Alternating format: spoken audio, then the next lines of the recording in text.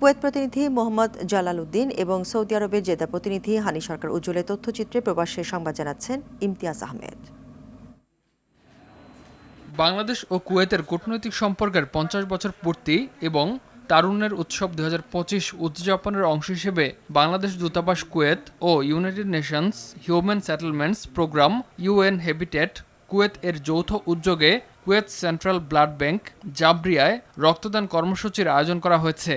কুয়েতে নিযুক্ত বাংলাদেশের রাষ্ট্রদূত মেজর জেনারেল সৈয়দ তারেক হোসেন এবং ইউএন হ্যাবিটেট কুয়েতের প্রধান ডক্টর আমিরা আল হাসান যৌথভাবে এ রক্তদান কর্মসূচির উদ্বোধন করেন।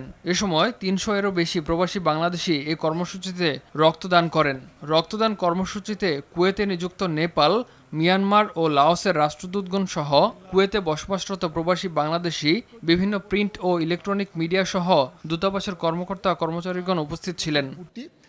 সেটা আমাদের সেলিব্রেশন চলছিল বছরব্যাপী। দীর্ঘ ১৭ বছর স্বৈরাচার সরকারের নির্যাতন নিপীড়নের পর সৌদি আরবে সপরিবারে ওমরা পালন করেছেন সাবেক স্বরাষ্ট্রমন্ত্রী লুৎফুজ্জামান বাবর।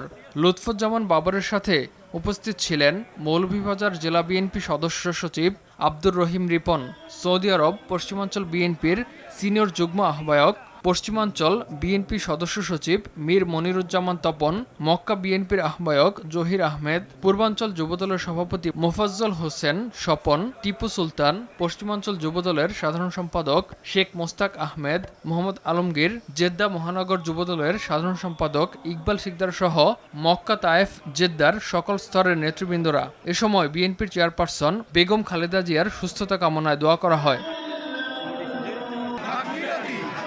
সৌদি আরবে প্রবাসীদের সুলভ মূল্যে বিমান টিকিটের নিশ্চয়তা নিয়ে জেদ্দার city centre complex Medina road যাত্রা শুরু করেছে Arabian star travel and tourism.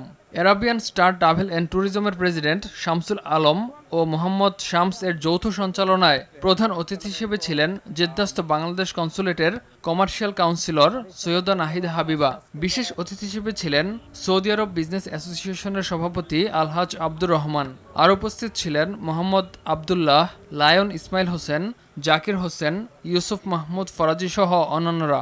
এ সময় প্রতিষ্ঠানের কর্ণধার শামসুল আলম বাংলাদেশ বিমান ও সৌদি এয়ারলাইন্স সহ বিমান টিকিটের যে কোনো তথ্যের জন্য তার প্রতিষ্ঠানে আসার আহ্বান জানান।